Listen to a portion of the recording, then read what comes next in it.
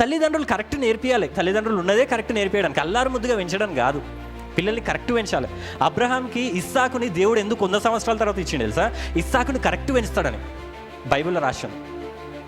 ఇస్సాకు మంచిగా పెరగడానికే 100 సంవత్సరాలు patience wait చేపించి అబ్రహాంని సెట్ చేసి ఎట్లా తయారైనట్టు ఇస్సాకు. ఓ ఇస్సాకు దాన్ని నువ్వు చంపుతా అంటే అబ్రహాము చచ్చిపోతా డాడీ అన్నాడు. మనలో అట్లుంటారా? నువ్వు చంపుతా అనే మాట సులభంగా నేను చంపుతా అంటాం. రీసెంట్గా మా ఫ్రెండ్ వాళ్ళ ఇంటికి వెళ్ళిన వాడిని కొడుకున్నాడు. వాడు ఫస్ట్ చిన్న తారక పౌలని తోడు. వాడు వాళ్ళ డాడీని మేమిద్దరం మాట్లాడుకుంటే, అరే వేస్ట్గా ఏంద్రా దున్నపోతలా ఈడగూస్తున్నావు, నాకు అది కొనుకరా పో అంటే, కాదురా అట్లా కాదురా అంటే వాడు ఇంటలేడు. వాళ్ళ మమ్మీ అంటే, పిచ్చిదానివే నువ్వు, ఆడ తారక పౌలు అంతుండు, వాడికి మాటలు కూడా తిట్టడానికి కూడా వస్తలేవు. అరే ఏంద్రా వీడి ఇట్లా తిడుతుండు అని చెప్పి నేను అరే ఏంద్రా అట్లా తిడుతున్నాడు నేను ఆపడానికి వెళ్తే మా గోపి, అరే నువ్వు ఏమనకరా వాడు నిన్ను కూడా తిడతాడు అన్నాడు. అయిపోయింది.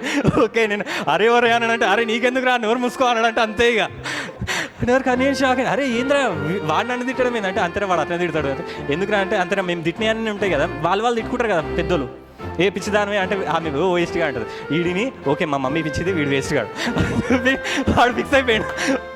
చిన్నప్పటి నుంచే మంచి మాటలు నేర్పియాలి.